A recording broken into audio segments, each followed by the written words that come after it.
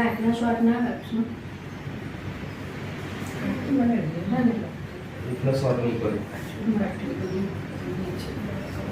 Cutting shape આવો જ આપજો.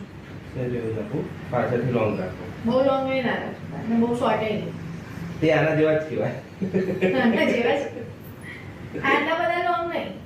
હા. પણ પેલો આ પાર્ટ જે આપણે આટલો નાનો આમ જુઓ. આ આગળનો. આ લોટ વાળો પાર્ટ આપણે આટલો નાનો કરી દેતા હતા.